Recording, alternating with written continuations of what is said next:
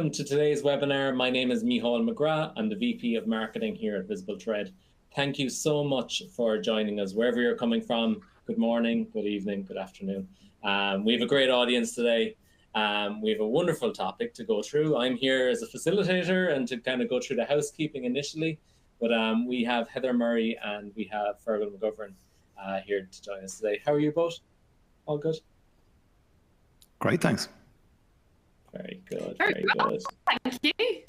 Excited to get. Thank you so much. Well, I'm excited for this topic. Today is actually our fourth webinar in a series. So this is the number four of four. It's been a serious journey to get to this point. We've covered some amazing topics. We've talked to some amazing hosts and speakers along the way. If you've joined all four webinars, thank you so much. So we're delighted that you're involved in the content and that you're enjoying it. Everything will be sent to you on demand. So let's go back to the very beginning. About 4 weeks ago, we had Cynthia Bruce from Precise Link. We talked about getting buy-in from stakeholders, how to handle ourselves in meetings, how to communicate with leaders, how to use data as a clutch for making positive communication and connecting with others. We talked about data management, which has a nice link to today.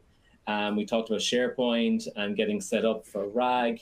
We talked about meta tagging and the best use cases for SharePoint and managing your documentation internally. Last week, you might have been joined by me and Kyle. It was a fabulous webinar where we spoke about kind of stats of the industry. We looked at big pain points in GovCon, and we talked about some really unique examples, including some prompting, which again ties to today's discussion, which is great. And today we have a wonderful conversation on AI in regulatory areas. We're going to talk about the right questions to ask vendors, and we're going to look at some content in regards RAG and other more sophisticated topics. So we're delighted to have today's discussion as part of this series.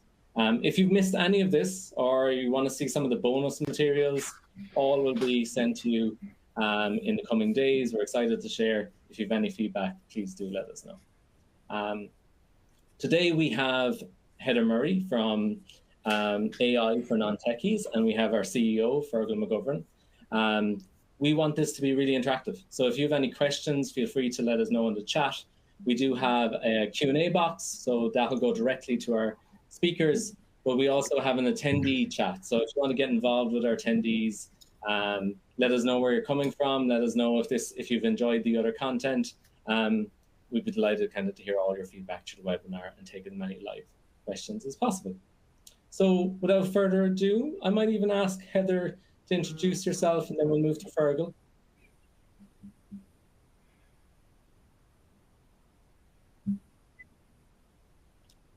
Okay, yes. Hello, I'm Heather Murray. I'm founder of AI for Non-Techies. I'm an AI consultant and an advisor to with all things AI. As you can tell from the title of my business, I am completely non-technical. I am not a technical person, think results. So my role within this discussion, I'm going to be interviewing Fergal about a lot of really interesting topics that I think are going to be very relevant for this audience, but I'm going to be making sure that we don't ever steer into technical territory. Yeah, and that's me. Very good. Fergal, I'll ask you to introduce yourself. Great, thanks so much, Micheál, and great having you on the webinar to have a good discussion, Heather. So my name is Fergal McGovern. I'm the founder and CEO of VisibleThread. I have the pleasure of working with some of our key accounts and also many customers where basically, you know, they're trying to figure out this world of AI. It's somewhat hypey at the moment and has been through kind of an over-promising stage and under-promising stage. And hopefully I'll be able to help demystify some of what's going on out there and help people kind of understand how best to get value from AI. Fabulous. And I think Heather's audio is a little bit choppy, so we're going to ask her to like remove camera and come back in and out. But if we have any technical issues or anything like that, we'll pop back in. So Heather, are you still with us? I think you're on mute at the moment, Heather, so you might have to just tick that box. I think I can do it for you. There you are. I think you're good now. Still with us? I think there's a delay. Can you hear me? Yes. You can. Okay. There's still a short lag, I'm afraid, but I'm very much here. Good. Glad to hear it.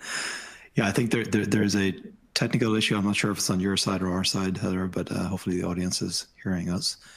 Back to you, Michal. So will I maybe go through some of this, or would you like to have Heather do it? Yeah, maybe Fergal, you can go through the agenda today, and then I'll work with Heather in the background to try and get up to speed. Great, perfect. So look, what Heather and I wanted to talk about, and again, Heather's focus is really on kind of helping demystify or helping people understand what GenAI is and kind of navigate these occasionally quite technical waters. So we're going to kind of start with just explaining basically what is generative AI, how does it work, what's kind of, where is it good, where is it not so good, and so forth. And that leads us into the second section around kind of, where is GenAI excellent? What kind of jobs is it really good for? And when might you consider not using it as well as using it? So that's kind of a second part. There are kind of some misconceptions around AI. And again, Heather is going to kind of, tee that up again. And we might kind of discuss that a little bit. And one of the big areas that actually AI is so important for is just addressing the people process side of things. How do you actually affect the change management side of deploying an AI system in your environment, be it a homegrown system or be it one that you buy in from external? So change management, which is a people process question, is a big area that certainly I'm directly experiencing at the moment. And the final bit is kind of just, people are quite rightfully very concerned about data. What happens to my proprietary sensitive information?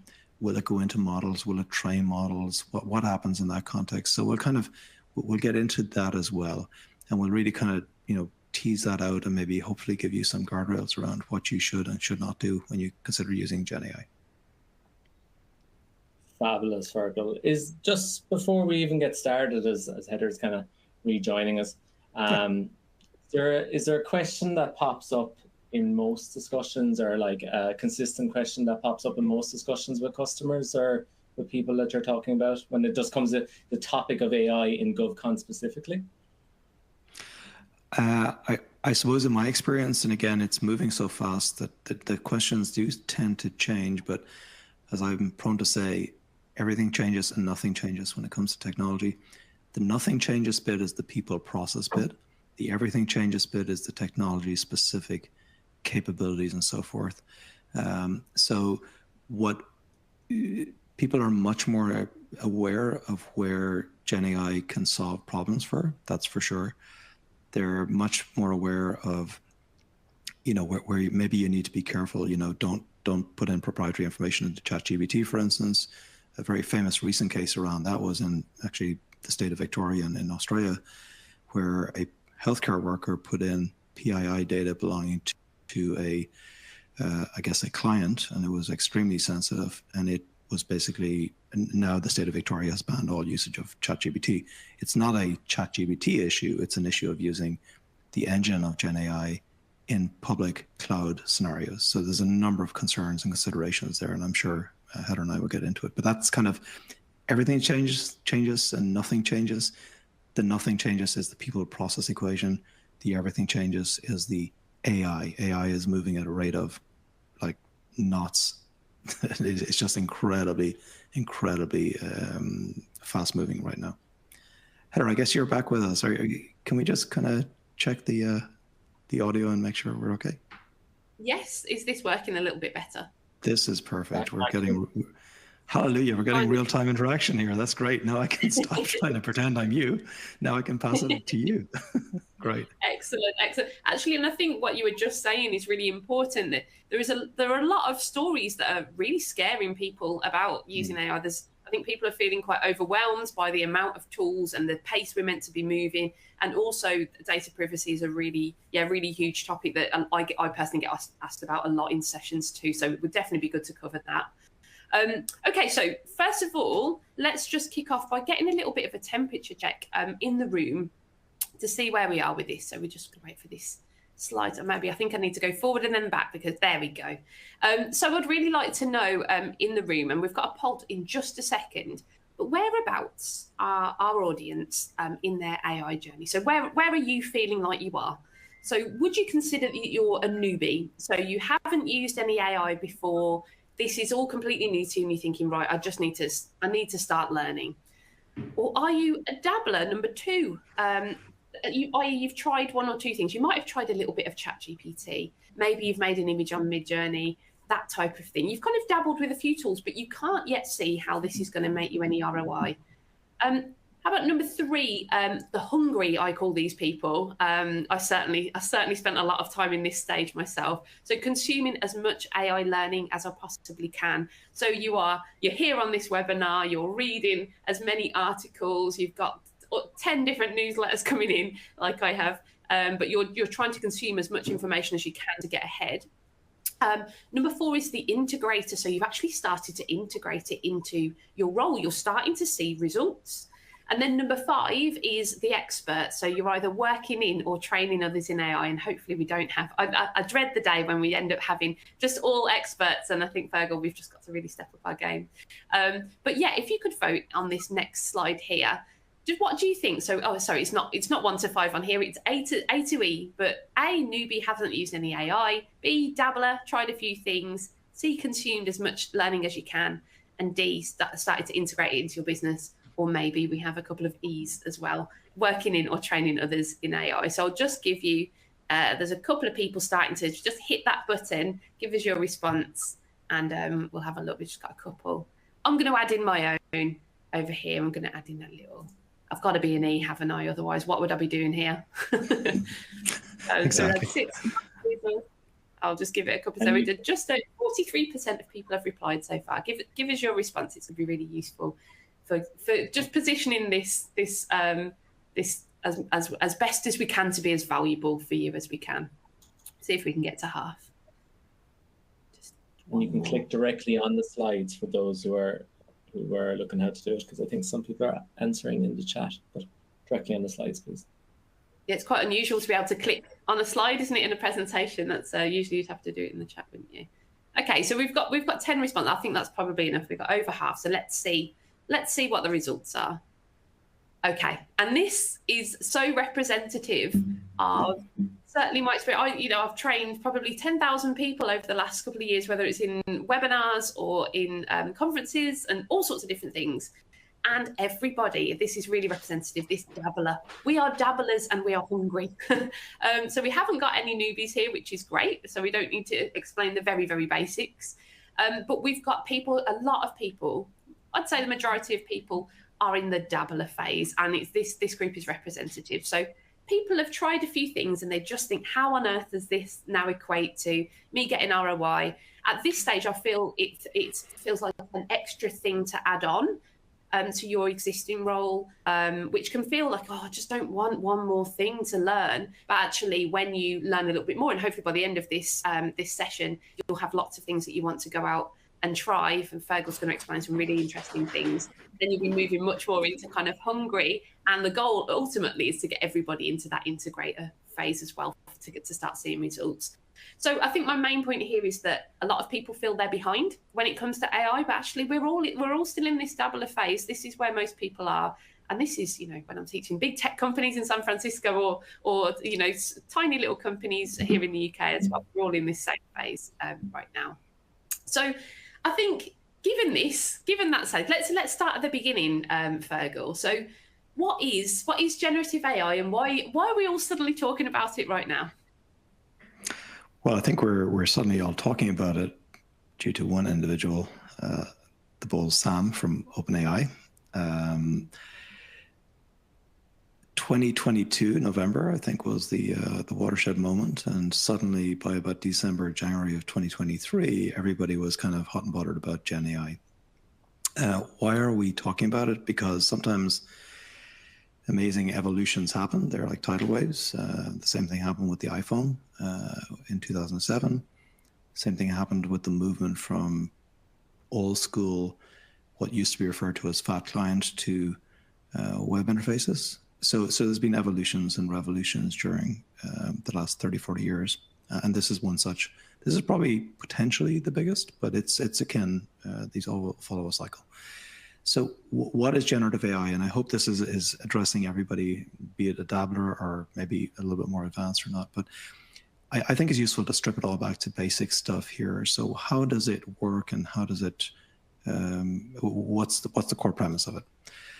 So GenAI, and here's the thing, GenAI is a type of AI. It's one type of AI. There are multiple types. There's 20 plus different types of AI, and AI itself has been around for decades, actually since the 1950s, theoretically and otherwise. At its core, all it does, and this is not to remove the incredible nature of it, all it does is predict the next word in a sequence of words. And the example I use all the time is the dog chase the. In my case, my dog is really, really keen on cats, also chases quite a few buses, will chase a bird or two. Does that make it right or wrong? Not necessarily. The model is giving us back the next word. So it could equally be the dog chase the, what could it be? The car, the bee, something else entirely. And there's no inherent notion of correct or incorrect when it comes to generative AI. It is generating content based on a previous string of content. That's actually all it's doing. It's incredibly complicated, but at its core, that's what it's doing. So it is not really a logical based approach. And that's not to denude it, it's not to kind of take away from it, but fundamentally, it's not like a calculator where you say 2 plus 3 and you get an answer, and the answer is 5. It's guessing the next word. Or in the case of imagery, it's guessing the next pixel, because images are made up of pixels. So that's actually how it works. And the zeitgeist is because when you start to apply that to language, it's terribly interesting. You start to get interesting results. If you get high quality next words, you get very compelling text. If, on the other hand, you apply it to gene editing and predictions of the next gene in a sequence of genes, you get potentially interesting variations that can solve medical challenges. So this type of AI is very, very suitable for a certain class of problem. But fundamentally, that is how it works. I think I may have a second, no, I'll pause at that, and I hope that makes sense. Yeah, it very much does as well. And I think people feel that it understands what you're saying, doesn't it? Because it seems to have this almost emotive response, and that there is a logic to it, but it really is that prediction of the next word. I think people need to understand that it's trained on this big snapshot of the internet, isn't it, as well? And that next word is based on the data available to it. Well, that's the thing. And I think now you get somewhat techie, because now you're into the quote unquote model, the famous model. So what is the engine of generative AI? It's referred to as a large language model, LLM. Or now we have SLMs, small language models. But these models are, as you say, completely trained on, typically public domain data. The newest models, be it Llama 3 from Meta, or one of the over 800,000 models, and I kid you not, there are over 800,000 published models. There's many more than that, in fact, but they're all trained on something. And in general, what is this something? And there's various questions around the efficacy of this, but they're trained typically on public domain knowledge, which is the internet. And that's what's driving the model. So if I want to write an essay, in general, even though there might be some really funky stuff on the internet, in general, the next word is going to be pretty decent, because the proportionality of good stuff outweighs the proportionality of garbage stuff, but it's not dealing in facts. This is the point. It's dealing with what is the next most logical, or next most probable, because it's based on probability, probable word in the sequence of word. So as you go, you have to always check to see what it comes back with. And the best products are giving you an opportunity to have what's known as the human in the loop, where you can see those words coming back at you and you verify to make sure that they're okay. in most cases, you're not actually training the model. What you're doing is you're getting a model's returning, or a model returning words at you. So it's kind of, there's a lot going on here, but the engine at its core essence, the engine is the LLM, and the LLM, large language model, spits back words at you. It's like a very glorified predictive text, isn't it? Yes. If you boil it right down. Okay, that's the other thing. There is another thing, which is basically we've been using AI for years. You know, if you use Netflix, you're using AI. If you use Google Maps, you're using AI. If you're using, you know, any kind of recommendation engine, that's AI. It's just different types of AI. And those AIs are learning from if you give a thumbs up to something, that's feeding the model. So more traditional AI models were learning better how to give better results. Most of the current LLMs and their current guys are not learning. They've already been trained, but because they've been trained on an enormous amount of content, and because it's a new type of AI, actually the results are pretty damn good in many contexts.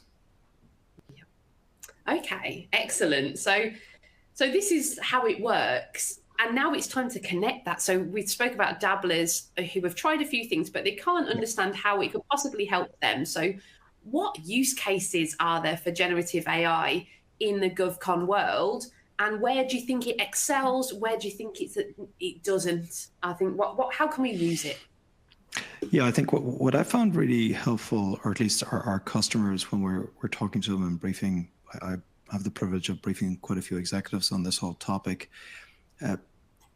It isn't baby bathwater stuff. We're living in a hybrid world. And by that, I mean, most products are evolving to be a combination of generative AI and what's known as deterministic software. Deterministic software, which is on the right of this slide, this is stuff that gives you 100% accurate responses or 100% accurate results and 100% repeatable.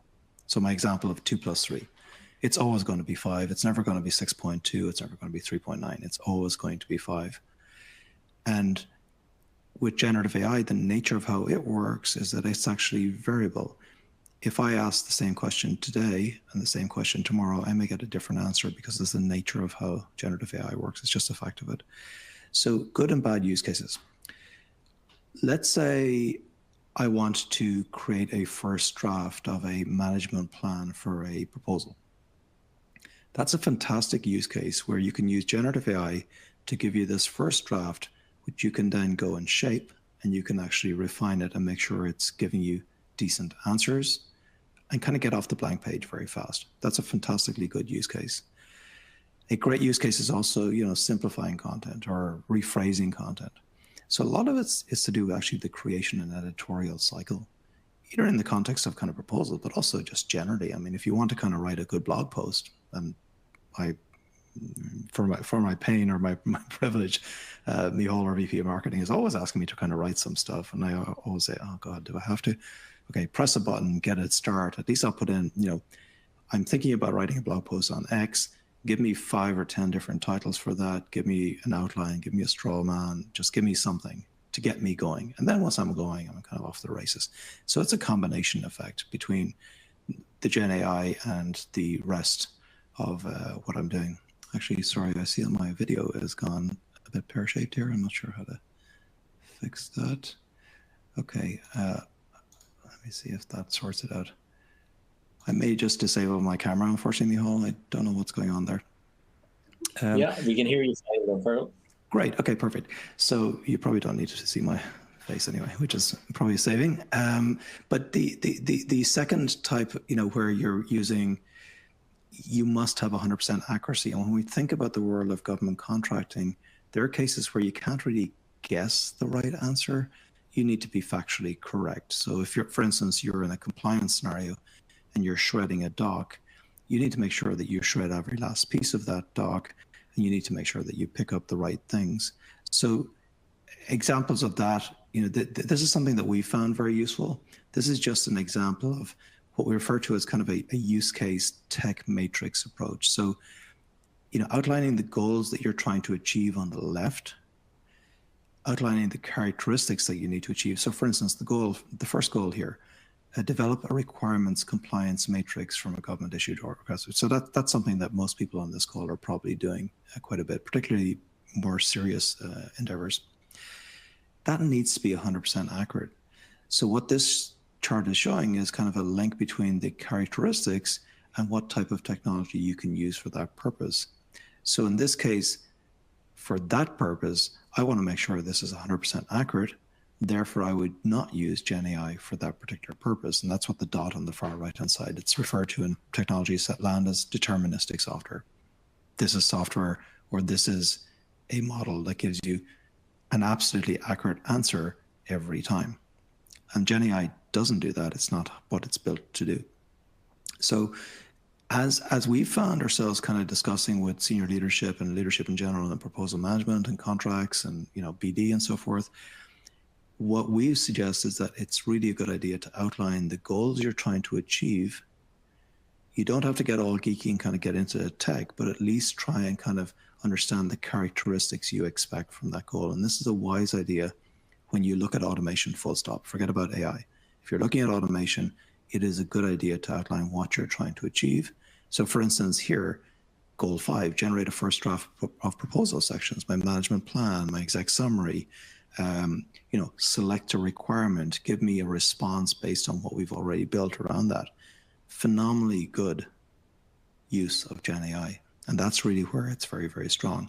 Searching for past performance, you probably use some combination of generative AI with quote unquote deterministic software for that. So if you think about kind of most products these days, they are evolving to be combinational products. Like November 2022 didn't suddenly usher in a whole new swathe of products. What's happened is Microsoft Word, Microsoft Office, Adobe, they've layered in generative AI for certain use cases to help you do a better job. And that's the best way to view it. So it's not really kind of everything is suddenly gone. It's more now it's a time to kind of layer in more capability that actually is really, really well suited to GenAI. I love this, Fergal. I think this is the first time I've ever seen it so clearly explained, because that's a real misconception, isn't it? That generative AI is this sudden silver bullet for absolutely everything. What other misconceptions do you think people have about generative AI at the moment? I think people, first of all, aren't aware of the different types of AI, but what other kind of misconceptions do you think people have? Well, we'll see if I can, so my camera isn't working, but we'll see if the next one works. So I'll try and share, I'm going to talk about an example that I like to use, and it's a really wonderful example. We as a product vendor, we of course are trying to, ultimately empower our users with our products to help them do a better job. But my favorite example of this is Microsoft Word. And I want to give you a specific, in fact, I'll attempt to do this live. So work with me and let's see if I can make this happen. So I'm going to share my screen. I need to share, why don't we share? Okay, hopefully you can see my screen. I've got a, Microsoft Word is open here. So Heather, you might just confirm that you can see Microsoft Word. I've got a big nasty file here.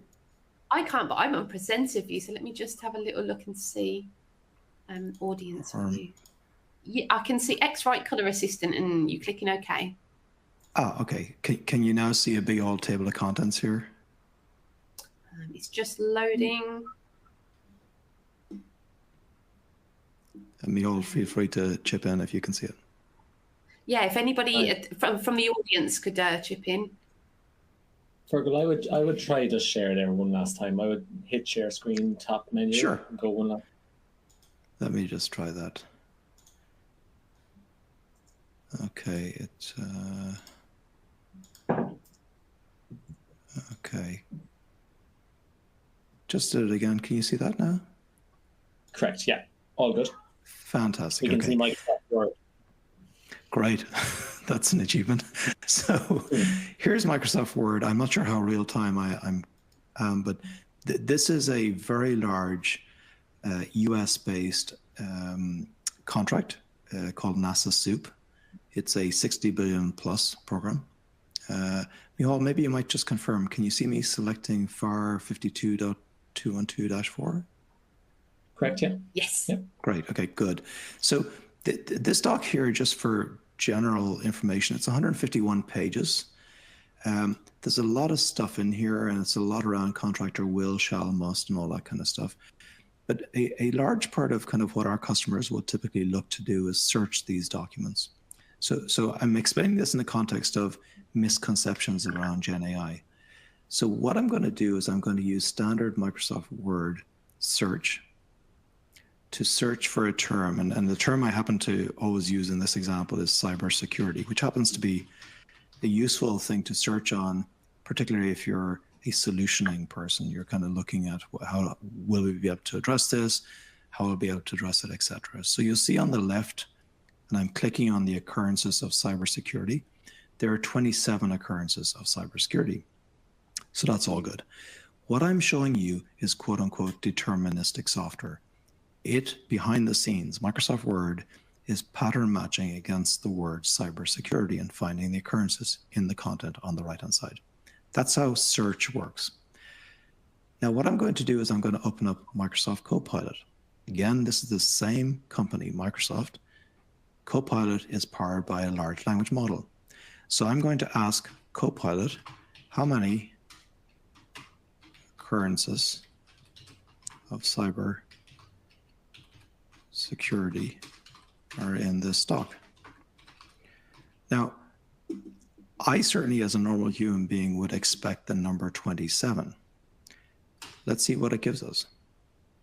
And I can't be sure what it's going to give us, because what it gave me yesterday is possibly going to be different from what it gives me today, and in fact it is.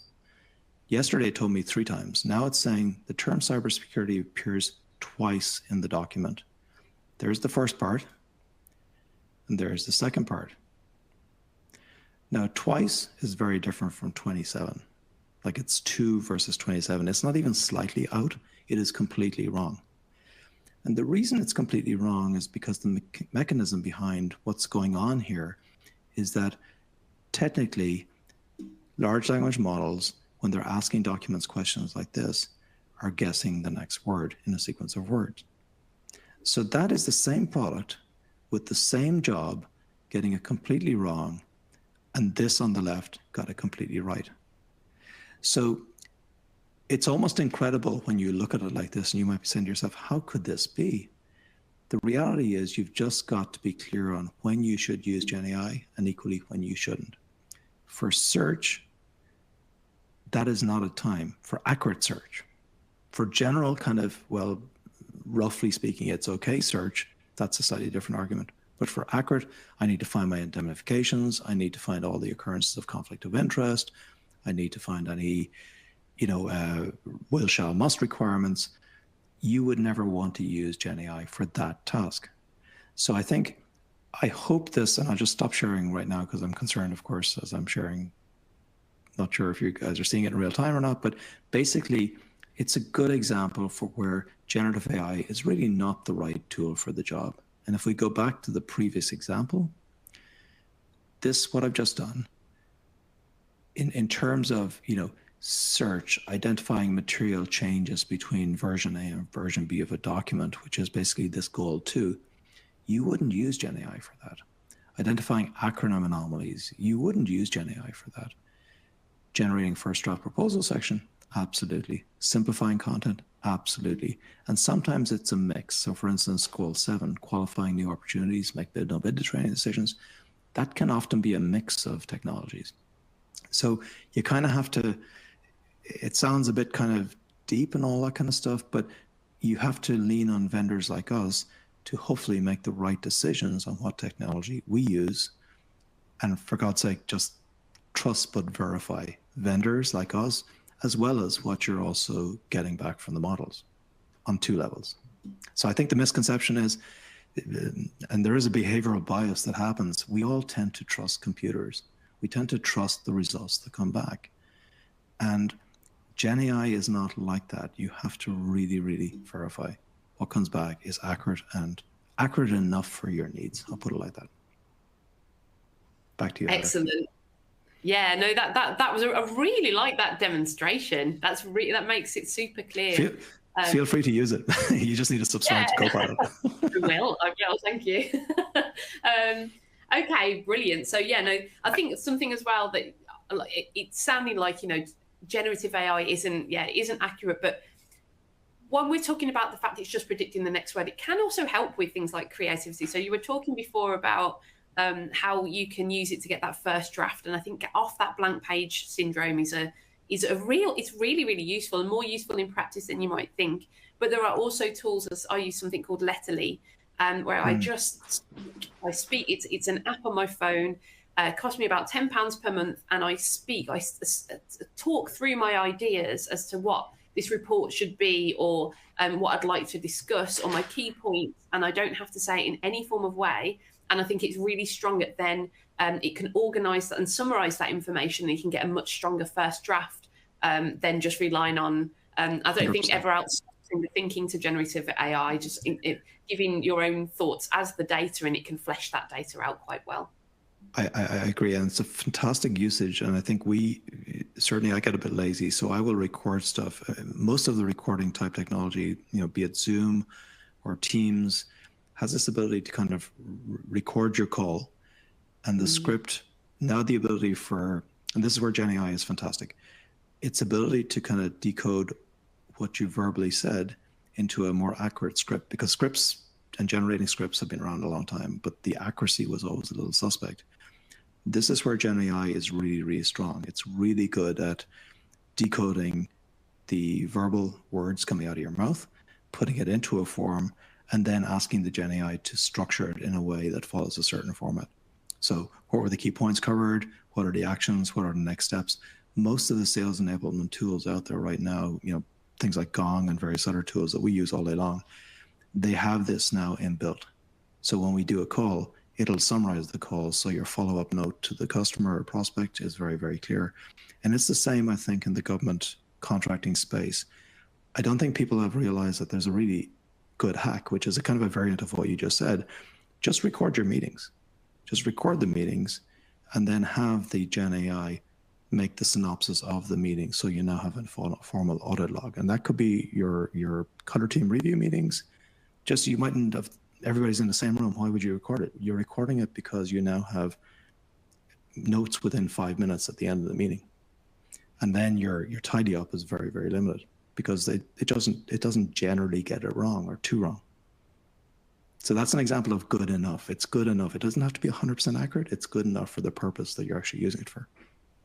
And I think that data is it's so strong. I personally use it so I use the transcripts. I analyze the transcripts. Say if it's a call wherein I'm trying to sell something, I can analyze how well I did, sort of percentage talk time, although that's probably not going to be as accurate, is it? But generally gives me an idea as to how it can assess the relationship with the person I'm speaking to as well. So how strong that is, potential missed upsell opportunities and things like that. So there's lots of things you can do with that data.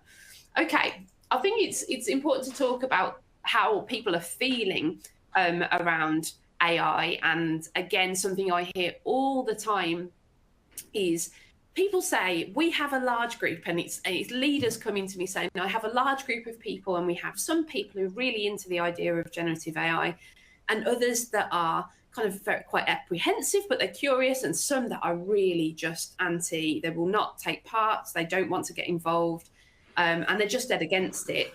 So how would you approach, this people being concerned, being confused, being curious, being frightened? I think there's a lot of fear around this. How would you approach the change management piece when it comes to generative AI? So just as you're asking the question, Heather, and I think it's a brilliant question, I'm going to take a slight indulgence, if I may, and give you a situation in my past where I was utterly wrong on my conclusion, utterly rejecting a certain technology. So let's go back in time to 2007 when the iPhone came out. Now, I'm not a big Apple fan, so I was always kind of the Microsoft guy on the Apple-Microsoft wars. And then, of course, I use Android versus Apple. But at that time, I couldn't understand how we could be using a phone which was touch screen. I just couldn't understand how that could replace a keypad. So I was very much in the vanguard of this. I did not adopt it fast. It took me probably at least 10 to 12 months to adopt the smartphone. from the Nokia that I loved and used all day long and was so used to. But once I got it and once I saw the power of it, I was an overnight convert. I think it's the same right now. The key to this is that you need to make it real for everybody who's affected. So you need to get real use cases. By use case, that's a fancy way of saying choose a job that's really tedious or painful, that's really meaningful to somebody's day-to-day existence. And if that job is suitable for GenAI, and I characterize it as if, let's assume it is. So let's say it's kind of getting off the blank page. Or let's say it's your example of, just kind of forming my thoughts and putting them into some kind of coherent approach. Identifying the use cases you want to automate is job number one. In parallel, you need to identify those people in a large organization, again, irrespective of whether it's large, medium, or small. They're going to be the bell curve of life is such that people are on the right side of the bell curve, meaning that they're open to new ideas, or in this dimension of new ideas openness, that bell curve, there are lots of people on the left side. They're going to always be late adopters and not so open to new ideas. And then there's a large majority in the middle who are kind of somewhere in between. So the second key thing, so the first key thing is identifying the use cases that you wish to trial this technology on. The second thing, and then we've talked about the mechanic about how you can kind of, assess that by saying, do I need to be 100% accurate or not, and all that kind of stuff. The second one then is choosing the right people. And this is not all the people, and it's not an exclusionary thing. It's choosing those people who are open. They're on the right side of that bell curve. They may be very young. I don't mean to be ageist. I mean, I'm not exactly a spring chicken myself, but basically it's choosing people who've got the right mindset and attitude to technology. Because they're on the business, but they need to have that mindset. And forming, we would have called it a tiger team before, different people with different perspectives, different kind of functions, somebody from sales, somebody from marketing, somebody from tech, somebody from compliance. But these somebodies, they don't need to be senior by job title, but they need to be senior by openness and intellect, to be honest. Just be open to adopting new ideas. So you're kind of the people who you can kind of almost sometimes spot a mile away. They might be young, but they're going to be destined for high places in due course. Put those into this kind of tiger team format and have them focus. And the third key point is do it in a time box fashion. The beauty about time boxing stuff is that when you get to the end of the month or 2 months and make sure those time boxes are tight, you can test for success. You know what the great thing about that is? If you're not successful, great, we've learned something. So the danger is if you do everything up front, if you try and make it a big old nasty waterfall approach to all the design up front, all the thinking up front, you never make progress. Big bangs like that never win, particularly when it comes to technology. So take a sliver of what you think you can automate, take the right people and put it into a time box, and you advance. And you're constantly making incremental improvements. That gives you success. I think that's excellent. It's such a good sturdy approach. And I think something I would add is you don't need to, although these people need to be open to new things, they don't need to be the technical people. I think it's really important to have technical people in there. But because, particularly when it comes to generative AI, you absolutely don't need to be that. And I'm the living proof of that, that you don't need to be. But yeah, I certainly would recommend. So I work with a lot of, I call them AI task forces. Same thing as tiger teams in here. So having people from different areas, because they're going to approach it in a very, very different way. And it really does affect quite literally everybody, because it applies to your personal productivity as well as kind of, operations, as well as client services and all sorts of different things. Every single part of a business is affected by this now. So yeah, okay, yeah, I think that would be a little extra point that I would add. Okay, I'm conscious. The beauty about that is that once you've got that strand done, once you've got 2 or 3 of those strands done, then you can incrementally roll it out to a wider audience. Yeah. So it's an incremental build, and by 6 months or 8 months, you actually have amazing transformative powers. Yeah. So it's just a very logical way of approaching it, and then you can afford failure, because failure can be really useful at times. Absolutely. I think that definitely having some hungry, we spoke about those categories at the beginning, but having hungry people who, because there is so much information to absorb and it changes a lot and there's new features all the time, I think having people that genuinely get excited by that is a really useful thing to have on your team as well. For sure. Okay, so yeah, just conscious of time because we've got just 13 minutes left and I want to allow some time for questions. But so my last question for you is going to be around what we spoke about right at the very beginning, data. So we've touched on bits and pieces of it already around what it's trained on. But the number one question people ask me is, how do I know my data is going to be safe? How the data that we add in, the stuff we're typing in when we use this, how do we know that that's going to be safe? And there's so many questions around copyright and IP. I think there's quite about 3 or 4 questions in there, but how does it work? How can people protect themselves? Yeah, unfortunately, we have to get a little bit technical at this point, but let me try and be as clear as possible. So let's go back to the first principles of, the very start of this conversation. What is generative AI? It is basically a large language model that you ask it a question and it gives you an answer. Just to set people's mind at ease, in most cases, and there's surprising lack of clarity on this from so-called experts as well, but in most cases, these LLMs are not learning when you submit stuff. Now, in most cases, so if you read the fine print of ChatGPT or some of the other publicly, models hosted in the public cloud, which is ChatGPT, the fine print will say, yes, we will learn. But if in general, if you were to, for instance, take a model from a vendor like us, now we don't create our own models, we are model agnostic, so we'll hook in with any LLM that you want, or we can provide one as well. But those will be referred to as static models. They're not learning.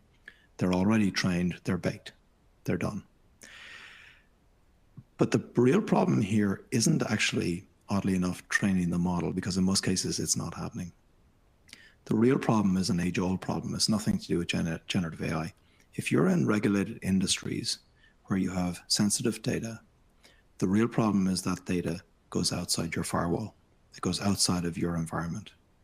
And that's a security risk. It just might happen to go to an LLM, or maybe it happens to go to a random database hosted by some vendor, but that's the real issue.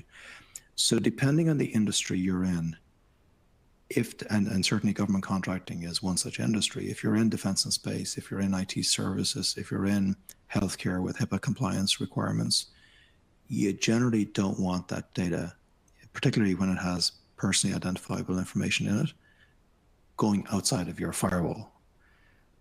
And to get to a publicly hosted LLM, by definition, you go outside your firewall. So then what is my option? Then my option, if that's your scenario, not everybody has that restriction, but if that's the restriction, then the safest way to do this is to deploy and host an LLM internally in your environment, quote unquote, behind the firewall, which basically means within that kind of wall garden that is, XYZ Corp. How do you do that? Many people on this call may have already systems hosted on private clouds, which basically means it's entirely private to your organization, or it may be quote unquote on premise, which basically means that your IT team, either corporate or at a localized level, are running large language models, or running software. So for instance, in the case of VisibleThread, we have 11 of the top 15 US government contractors as customers. All of them, with no exception, are running behind their firewall. And as we're rolling out our LLM, or else hooking in with their LLM, we are completely isolated. We've no visibility into any of that stuff, and none of their data ever goes outside their environment. That means that fundamentally the security risk and the risk that people think might happen is mitigated. There's no risk in that context. The bias question is a different question, and that's a very real question. But in terms of that security question, does that kind of make sense, Heather? I mean, your basic choice is, try and get that LLM living inside your environment. And I'm happy to talk about bias if that would help.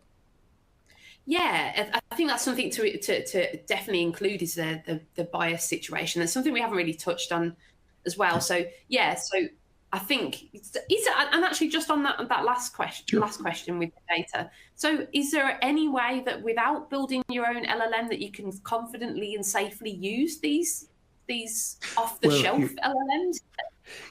Yeah, it's a question of trust. So, so first of all, you're not building your own LLM. There are over 800,000, probably even 1 million at this stage. I've lost track. It's very easy technically to deploy an LLM in an environment. The challenge is actually maintaining that and all that kind of stuff. But those LLMs, they're predefined, they're pre-canned, and smarter people than all of us have actually built those already. So that's not what you have to do. And there's some incredibly capable, like the OpenAI guys who did ChatGPT. The rest of the bunch, the so-called open source community, which is a very strong community, they're about 2 months generally behind the closed source community. That's, you know, like your Googles, your Amazons, your OpenAIs, your Microsofts. So it's now equalized. I mean, LLMs, the engines have become commoditized. So that's not the issue really. The issue is maintaining it, and that's where product vendors like us come in, because we're good at this stuff. We know how it works. We build software, we build a scaffolding to run it, and we make sure that everything runs tickety-boo and nobody has problems. So this is a slightly different question, which is, do you build your own or do you buy it in? In general, in most cases, it's smarter to buy it in, because the ticket price over time, the hidden costs are enormous when it comes to building and particularly maintaining software that's homegrown. Yeah, I can imagine. Okay, brilliant. And just the very, very last one, just so we've got a few minutes for questions, is the bias. I want to touch on bias. So people wrongly assume that generative AI, because it's a computer that is unbiased, so humans, they think humans biased, computers unbiased, and that is so wrong. Could you just touch very briefly on why that is wrong, please? So if you want unbiased computer software, use deterministic software, which is not GenAI enabled software. That's the you get what you get, and that's the end of it. There's no ands, ifs, or buts. The bias is completely down to the training data that is within the model. And this training data is enormous. What AI researchers and developers have tried to do, and these are the people who actually build these models, so these are the OpenAIs of this world, a company in France called Mistral, who is very prominent as well. There's a whole bunch of these guys. They tried to put in safeguards and quote-unquote guardrails into the model to prevent you asking certain questions. But there is the very famous case that you may remember, I think it was about 6 or 8 months ago, when Google put out a version of their Gemini model. And it wouldn't, because it was very focused on DEI, diversity, equality, and inclusion, it wouldn't answer. It would give you a picture of a historical figure who was a Caucasian, but it would give you a ethnic version of that and would refuse to give you the Caucasian version. Somebody had over-corrected on the DEI remit that was going on within Google to make that happen. So you'd ask, give me a picture of Abraham Lincoln, and suddenly you got a Chinese Abraham Lincoln. So this was overcorrection. So it's very much a judgment call, but there's really no way in which you can totally eliminate bias, because these things are giving you back language and sentiment. It's a bit like saying, can we guarantee that whatever I say will be unbiased? Well, I guarantee you somebody on the planet will find something objectionable in what I say. So how can you truly eliminate bias? And what does bias mean anyway? It's a very subjective judgment. So we get into very philosophical waters. And I think this is the challenge that actually, in fairness to the technology vanguard, the companies that are creating this, a bit like Meta had no idea, or Facebook had no idea of both the good bits of social websites and all that great stuff around Facebook, and the downsides. And then Zuckerberg was hauled before Congress to kind of atone for his sins. And he's like, well, how could I have predicted? So the effects of bias is very real. It's real in human nature. And I think it's real in models, because that's the nature of this stuff. It's trained on whatever went into the internet, which is fundamentally a human issue. So it's not a very satisfying answer, but it's what my answer is. So I think you're way better off I think bias goes out the window if you get very focused on what you want out of generative AI. Like for instance, I was in Spain last week, and thankfully had a chance to take a few days off, and we were in north east of Spain. So I was able to put into a thing called Perplexity.ai, which is a very nice generative AI search engine. I'm not sure if you use it, Heather, but it's yes, quite I nice. love it. It's great, isn't it? So I put in what kind of hiking trails are around the area I was in, and it was a place called Bergur. So I typed it in, and it came back with a wonderful list of things. So I was very specific about my ask, and it came back with very specific recommendations. Now, the likelihood of bias there, or the impact of bias, is practically nothing, because how do you have bias in that scenario? But if I had instead asked it, well, you know, who's going to win the next presidential election in the US? Well, most of the models are now kind of have guardrails to prevent you asking that kind of stuff because they're worried about the impact of what it comes back with. But you can get the picture. The more specific the questions, the less likelihood, and the more rational the questions, frankly, the less likelihood it'll be impacted by bias, in my opinion. This is just pure opinions. And I think it's the same in the world of government contracting. People are mistakenly thinking, press one button, the magic silver bullet button, and you get an entire proposal. That is rubbish. It's going to be awful. That just can't happen. Instead, what you say is, for that section 3.2.5 that asks us about this topic, what is the right, or, you know, what have we done before that matches that, and focus the actual activity.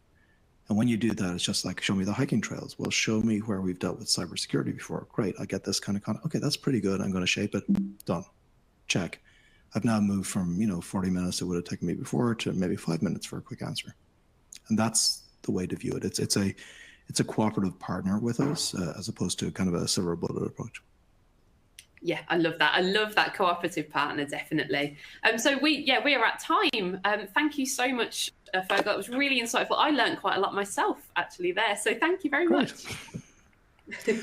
My pleasure. It was great to talk. I have a couple of questions, Heather and Fergal, I might actually give towards both of you. I know we're at time, but we'll answer one or two questions from the audience. Sure. And if there is more questions, just please throw them in the chat, and we'll either get to them here or we'll get to them afterwards. But one particular question, and it actually came up on the previous webinar as well, and it's people, as you mentioned at the start, Heather, kind of getting hungry and curious, and they're starting to do things, and they're not getting that full output, as Fergal mentioned at the end, where it's just one button and I get my proposal. When it comes to like real specific use cases and prompting, do you have any kind of suggestions there on training or where to go, or like, because you mentioned earlier, Fergal, about even your hiking trail, you knew what you wanted, you knew the output, you kind of had you had expertise to add into that to get you an output that you wanted. Do you have any suggestions on adding a bit more skill or specificness to your prompting? I have tons, but Heather, you probably have a number as well. Yeah. I think just the key point that it needs to be the expert creating the prompt. It's such an important point that people miss. It's not about replacing people, it's about augmenting expertise. So yeah, I use a framework. I think people just don't give enough context in their prompts. Using that paperclip, using that plus sign in ChatGPT, so I have a framework of 3 C's: character, context, and clarity. But it's the middle C we're talking about here, the context. So just giving it enough information. So if you imagine that a new person had just started at your business and they're very keen and they've got a very specific task to do, you wouldn't just give them the task, you'd give them background information. You give them information about this. So if they were writing a blog for you, for example, you'd give them a tone of voice guide, you'd give them information about the business itself, you give them examples of previous blogs, you give them all the stuff they need to be set up to do a good job. And that's what you need to do as well when you're prompting, is giving it's that specificity and that clarity, giving as much information as you can to get a really decent, usable response back, because otherwise it's drawing from such a huge pool of information, you're going to get something really broad. Love it. I love it. Yeah, absolutely. Yeah, no, I mean, that's exactly right. And the thing is, there is a bit of a meme going around, particularly in tech land. So as a reformed techie, I kind of get a bit of a kick out of this. So AI engineer, this term, it really is a bit BS-y, to be honest. It's not engineering. It's a, look, doing good prompts is similar to doing good Google searches. There's techniques, and we learn how to do it. I mean, look, the most basic thing is say who you are. Say, you know, I am working in a professional scenario. I work for a product software vendor in, you know, a SaaS company. I'm writing a blog post. The tone needs to be somewhat professional, but a bit punchy. Please use short sentences. Don't use passive voice. The topic is, you know, I don't know, compliance matrices. I want you to make it, you know, 300 words or between 300 and 400 words, and give me a list of takeaways at the end. Right. So there's your, you know, you're kind of instructing it. Now, the other thing is that once you instruct it, then of course it might come back with a first pass, and then, you know, that's referred to as one-shot approaches. So you take one shot at the thing, and it's either a bullseye or it's not. More often than not, it's probably going to be slightly not a bullseye, and then you refine that. And you go through, well, can you do that again? But actually this time make it a little bit longer, because guess what? I realize it now needs to be 700 words, and give me 5 different alternative, you know, titles for this blog post. So you're building up a kind of a dialogue of sorts with the large language model. And it's basically just refining its outputs based on what you're saying. So it gets to be very comfortable. And actually, it's a bit like Google search again. You know, Google searches, I find, are quite unfulfilling in many ways, because you always get the same old stuff back, even when you refine the thing. So GenAI is better in certain ways. And I think search will leach into GenAI. Like GenAI search engines like Perplexity and Google have their own version of it anyway at this stage, will start to become more and more native. So I don't think we're all needing to be, you know, AI engineers, which is a bit of a misnomer in my opinion. We just need to get better at the craft of writing prompts, which isn't a big ask. We'll all get used to it. It's a bit like my old days. The Nokia phone, it took me a while to get used to smartphones, but you know what? You're there. And your refining comment there, Fergal, I think is really, because I was speaking to a lady, a proposal manager in the UK this morning. Mm-hmm. She talks about the frustration.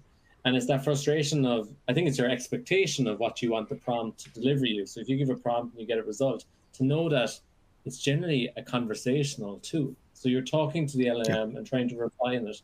So very rarely we've given a task to anyone on our teams, and production is 100% when in the first go.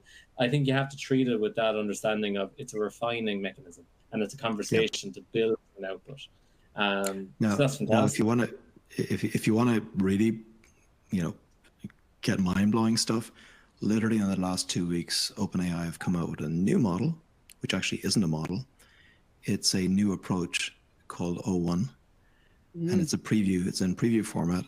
And what it's doing is it's basically, it'll take that first shot that you say, but then the LLM it's almost like the LLM is a composite of LLMs. It's a bunch of LLMs talking to each other, saying, well, I wonder about that. And it's almost having a dialogue with itself. So actually your answer comes back as way the heck better than a standard one-shot LLM only discussion. And it explains its rationale. So it's much closer to a normal thought process that we might, you know, let's say we're discussing a topic and we each might have views, and then we refine it and we go forward, where you're having this dialogue approach. You can expect within 6 to 12 months that approach to really take off. So I expect all the vendors will have some version of that. Again, OpenAI are leading the way, but everybody else catches up pretty fast. It's about a 2-month, 3-month lag max. Wow. And actually, just going back to the original point, there was a prompt that Kyle Peterson used on the last webinar that's available in the on-demand that shows the detail. It goes back to kind of what Heather said. He gave context of the proposal they were going after. He gave the win teams. He gave his perspective of the company that he was creating the prompt from. It was detailed, and he got an output that he still was only maybe 50% happy with. And I think that example is really nice for anyone in the GovCon space specifically. I think that's what we're finding actually, as we're talking to our customers who are using Visio, which is our own interactive agent, or not agent, but interactive mechanism to get at our LLM. within VT Writer, people are creating amazing prompts. So we have a capacity for creating kind of default prompts that you can share with your team. So it removes the onus on individuals to have to write really kick-ass prompts. And suddenly they get the benefit of something like a Kyle who's written the previous prompt with kind of almost parameters, you know, fill in the blanks. Say, I'm writing this RFI response. It needs to cover out XYZ, fill in your XYZ. It's for such and such a customer. It needs to be a certain length. It needs to have a certain professional tone, yada, yada, yada. And I think that's what we're seeing a lot more just from a company standpoint. Products that are built well that allow you to almost codify or set up these prompts and make them available to a wide user audience. Those are really empowering products for the broad team who don't have time, frankly, to get the skill as fast as you might want. Fabulous. Heather, I know we're way beyond time, but I have one question, if you don't mind. It's in regards differences between maybe larger organizations, enterprise organizations versus maybe smaller teams. Do you see a difference between like adoption and onboarding with like big organizations versus small organizations? It's really interesting, actually, no, at the moment. So I have so many different consulting sessions with different teams from different types of organizations, from, you know, the likes of, you know, a one or maybe a 3 or 4 person marketing agency, right up to, as I say, you know, the likes of Toyota or Mitsubishi, big enterprise companies that I'm working with. And people are in exactly the same state with the same problems, just at a bigger scale. I think it's a really unusual time, and particularly unusual time for people like me who are working with these people, because it seems to be, regardless of company size, regardless of industry, almost regardless of need, we all need to equip ourselves with these fundamental tools like prompting, so that we can wrangle this new ability to use generative AI. And get results from it. I think we all need to just learn these sort of fundamental skills. I think things like learning to prompt, learning what a custom GPT is, learning how to use things like Perplexity, these kind of AI-powered search engines that are just so much more useful than Google. It doesn't take too long, but it's not necessarily obvious when you first open it up, because we're so used to search, and you start to use these, say something like ChatGPT, you open it up, there's no instructions there, are there? So I think, yeah, we're all in the same boats, and it's kind of a reassuring thought, really. But yeah, it's something that definitely needs to be tackled. It's something I'm certainly doing my bit around. Fabulous. Well, all those who want to connect with Heather afterwards, I actually put your details in the chat, Heather, for people to connect with you on LinkedIn. But to kind of summarize and to kind of complete, any final words, Fergal first, any final words to the audience? I think I'm worded out at this stage, Micheál. I just appreciate Heather's time and her insights. They've been hugely informative. I've learned a lot. Appreciate it, Heather. Thank you so much. And Heather, from your side, any final words? Thank you both of you for having me. But I think, yeah, just don't be scared to experiment. I think that's what I would say. Just now is the time to learn and to play, and it's an exciting time. But I think the main takeaway from this will be exactly what Fergal said, that it's not a silver bullet. It's good for some things, but it's not for everything. That would be the main thing I'd say to remember. Fabulous finish. Well, that is the end of the 4-part series. So this has been 4 weeks of great content. Thank you to all who joined in. I think we've had hundreds of subscribers to this entire package. Everything will be available on demand. And we have some bonus materials, some summaries of these events, some kind of other supporting materials that we're going to share with you as well. So stay tuned for all the recordings. Feel free to share with your team and your colleagues. And finally, there's a survey that pops up at the end of this webinar. So feel free to let us know your thoughts. If you have any further questions or would like more information, we're always here to help. So thank you for your time, and I hope you enjoyed today's presentation. So thank you. Thank you all. Thank you. Thanks so much.